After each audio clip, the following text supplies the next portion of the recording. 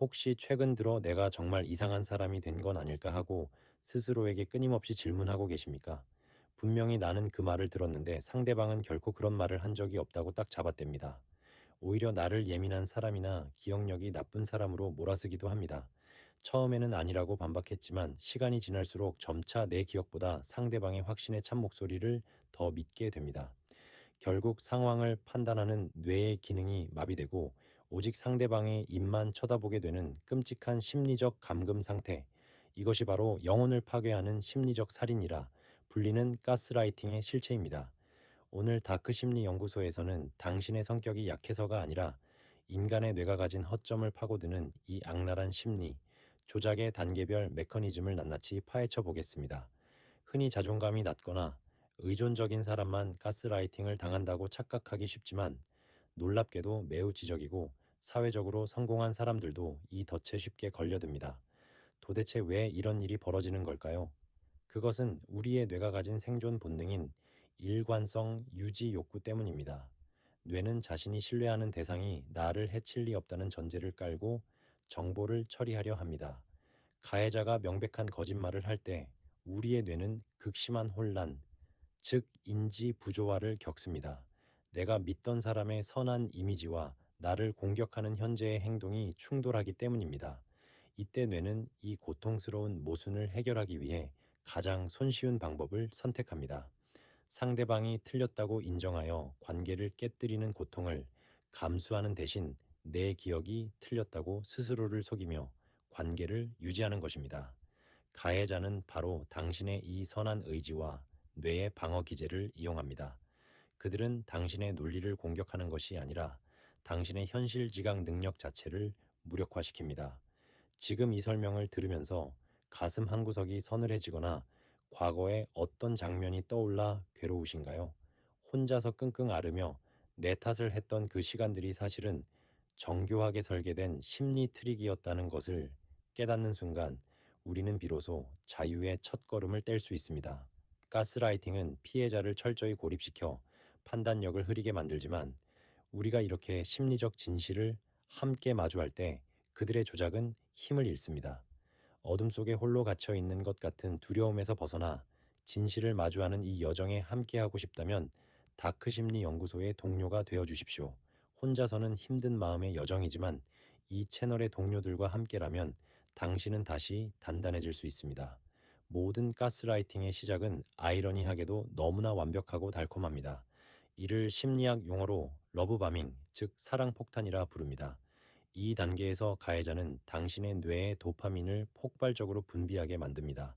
그들은 당신이 평생 기다려온 이상형처럼 행동하며 당신의 모든 말에 귀를 기울이고 당신의 상처를 어루만져 줍니다.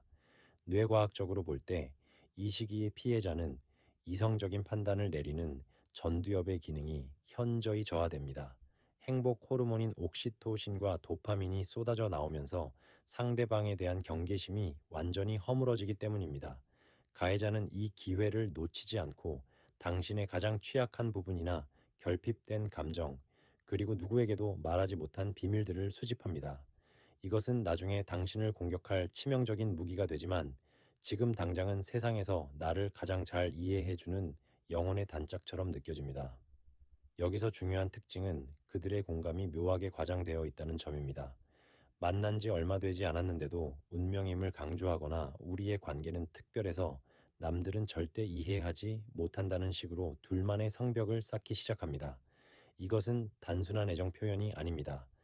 향후 외부의 조언을 차단하고 오직 가해자의 말만 믿게 만들기 위한 고립의 기초 작업입니다.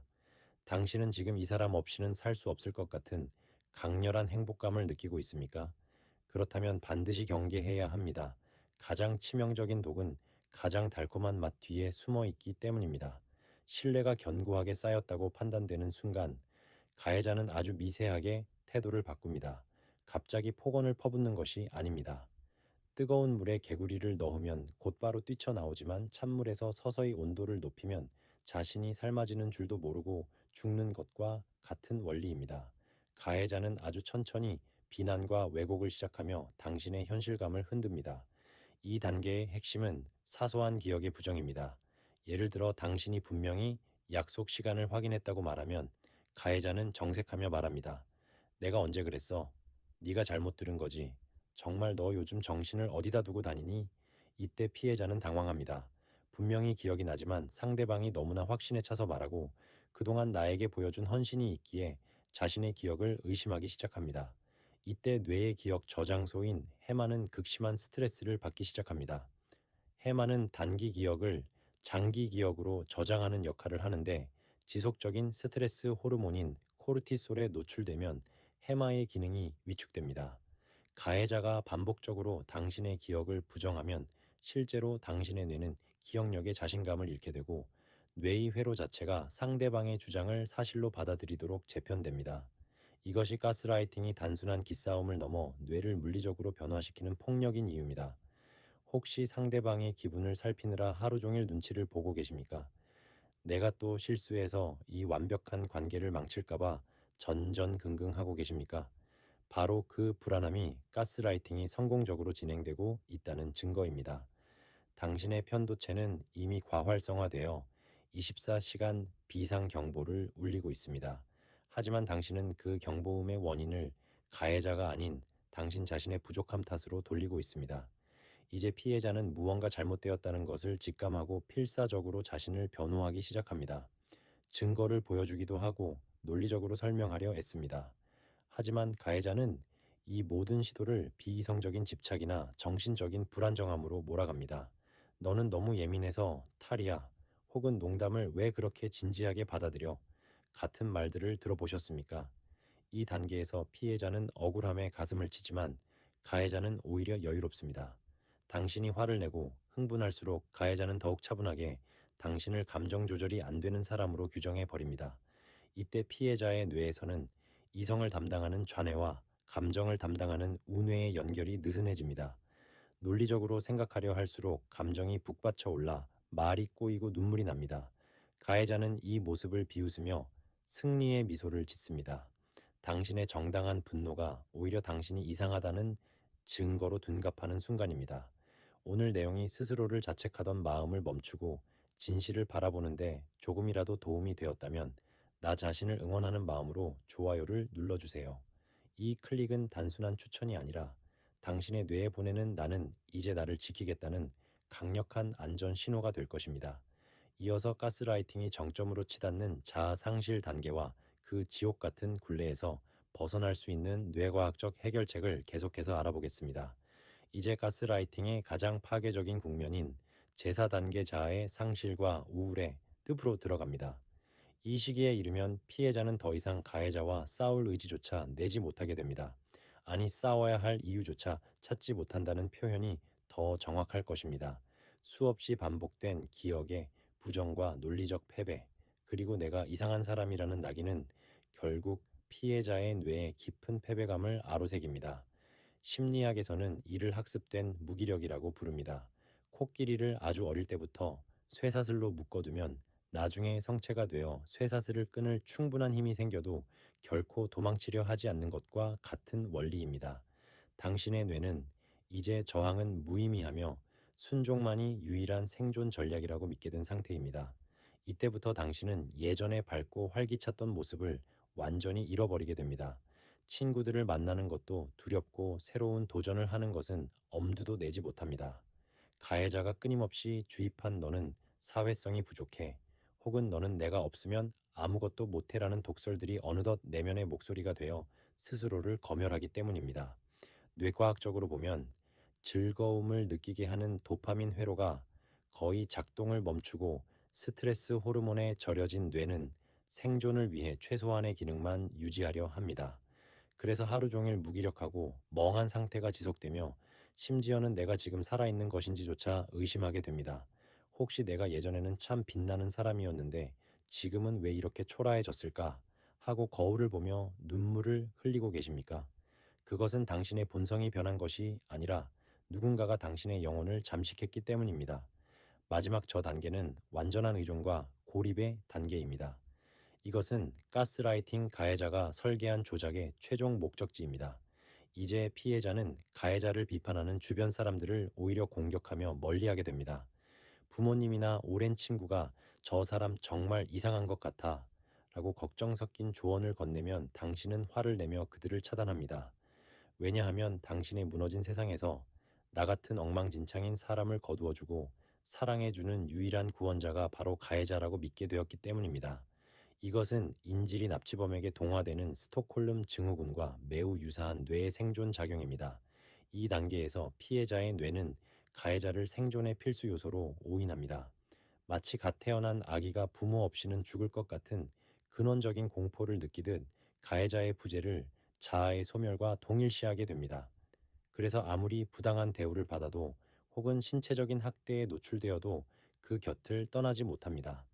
오히려 내가 더 잘하면 그가 예전의 다정한 모습으로 돌아올 거야 라는 헛된 희망을 품고 더 처절하게 매달리게 됩니다. 가해자는 이 심리를 교묘히 이용하여 아주 가끔 쥐꼬리만 한 다정함을 베풀며 당신을 영원히 자신의 통제 아래 묶어둡니다. 이것이 바로 도박 중독을 일으키는 간헐적 강화라는 무서운 기술입니다.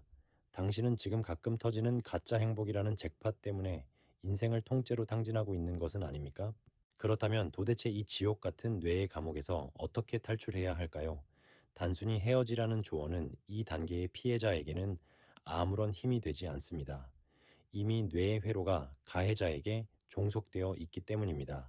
우리는 감정이 아닌 차가운 이성의 힘, 즉 뇌과학적인 방법으로 이 사슬을 끊어내야 합니다. 첫 번째 해결책은 기록을 통한 제3의 뇌 만들기입니다. 가스라이팅의 핵심은 당신의 기억을 오염시키는 것입니다. 따라서 이제 당신의 기억력을 믿지 말고 기록이라는 외부 저장 장치를 강력하게 활용해야 합니다. 오늘부터 당장 모든 대화를 녹음하고 일기를 쓰기 시작하십시오. 중요한 것은 감상적인 서술이 아니라 사실 위주로 육하 원칙에 따라 건조하게 적는 것입니다. 예를 들어 오늘 그가 화를 냈다 라고 쓰는 것이 아니라 오늘 오후 3시에 약속 장소에 도착했으나 그가 4시에 나타나서 내가 시간을 착각했다고 주장했다라고 적어야 합니다. 그리고 이 기록을 며칠 뒤에 감정이 가라앉은 상태에서 다시 읽어보십시오. 당시에는 공포심 때문에 보이지 않았던 논리적 모순과 왜곡들이 선명하게 보이기 시작할 것입니다. 기록은 결코 거짓말을 하지 않습니다. 이 명백한 사실들이 쌓이면 당신의 전두엽은 비로소 상황을 객관적으로 인지하고 가해자의 논리가 얼마나 터무니없는 조작인지 깨닫게 될 것입니다. 두 번째 해결책은 감정의 먹이 끊기, 즉 회색돌 기법입니다. 가해자는 당신의 격렬한 감정 반응을 먹고 자라납니다. 당신이 울고불고 화내며 매달릴수록 그들은 강력한 통제감을 느끼며 희열을 맛봅니다. 그러니 이제부터는 길게 굴러다니는 아무런 특징 없는 회색, 돌멩이처럼 반응하십시오. 그가 터무니없는 비난을 퍼부어도 아니야라고 소리치지 말고 무미건조하게 그렇게 생각하는구나 혹은 그럴 수도 있겠네라고 짧게 답하십시오. 눈을 마주치지도 말고 표정의 변화도 최소화해야 합니다. 상대방이 공격할 때 우리의 편도체는 싸우거나 도망치라는 신호를 보내며 극도로 흥분하지만 이때 의식적으로 깊은 호흡을 하며 반응을 지연시켜야 합니다. 당신이 반응하지 않으면 가해자는 당황하기 시작합니다. 버튼을 눌렀는데 기계가 작동하지 않는 것과 같습니다. 그들은 더 강하게 도발하겠지만 끝까지 회색 돌의 태도를 유지하십시오. 자극에 대한 피드백이 사라지면 가해자는 결국 통제의 재미를 잃고 새로운 타깃을 찾아 떠나거나 스스로 지쳐 떨어져 나갈 것입니다. 이것은 비겁한 회피가 아니라 당신의 소중한 에너지를 지키기 위한 가장 고차원적인 심리 전략입니다. 하지만 이 모든 과정은 결코 혼자서 감당하기 쉽지 않습니다. 가해자는 당신이 다시 자신의 소나기로 돌아오게 만들 온갖 수단을 동원할 것이기 때문입니다. 그래서 마지막으로 가장 중요한 것은 안전한 연대의 구축입니다. 당신의 이야기를 판단하지 않고 온전히 들어줄 수 있는 단 한 사람이라도 찾아야 합니다. 심리 전문가라면 가장 좋고 믿을 수 있는 오랜 친구나 가족도 좋습니다. 가스라이팅은 폐쇄된 어둠 속에서 곰팡이처럼 번식하지만 햇볕이 드는 개방된 공간에서는 결코 힘을 쓰지 못합니다. 당신의 상황을 제3자에게 털어놓는 그 행위 자체만으로도 뇌의 객관화 능력이 빠르게 회복되기 시작합니다. 부끄러워하거나 스스로를 자책하지 마십시오. 당신은 그저 너무나 선하고 사람을 믿었던 죄밖에 없습니다. 이제 우리는 가스라이팅이라는 긴 터널을 빠져나갈 준비가 되었습니다. 기억하십시오. 당신의 직감은 단 한 번도 틀린 적이 없습니다. 무언가 불편하고 억울하며 가슴이 답답하다면 그것은 당신의 뇌가 당신을 살리기 위해 보내는 마지막 구조 신호입니다. 그 신호를 더 이상 외면하지 마십시오. 당신은 충분히 사랑받을 자격이 있고 존중받아 마땅한 존엄한 존재입니다. 누구도 당신의 기억과 감정을 훼손할 권리는 없으며 당신의 인생은 오직 당신만의 것입니다. 오늘 이 내용이 당신의 잃어버린 자아를 되찾고 어둠 속에서 걸어 나오는 작은 등불이 되었기를 바랍니다. 가스라이팅은 영혼을 서서히 죽이는 보이지 않는 범죄입니다. 주변에 혹시 이런 징후를 보이는 사람이 있다면 이 영상을 조용히 공유해 주세요. 당신의 그 작은 용기가 한 사람의 소중한 인생을 구원하는 시작점이 될 수도 있습니다. 다크심리 연구소는 언제나 당신의 마음을 연구하고 당신의 진실을 지지하겠습니다. 오늘 내용이 스스로를 되찾는 여정의 힘이 되었다면 우리 모두가 함께 성장하고 있다는 응원의 의미로 좋아요를 눌러주십시오. 다음 영상에서는 타인의 심리를 완벽하게 꿰뚫어 보는 다크 심리학의 또 다른 기술들에 대해 깊이 있게 다뤄보겠습니다. 시청해 주셔서 감사합니다.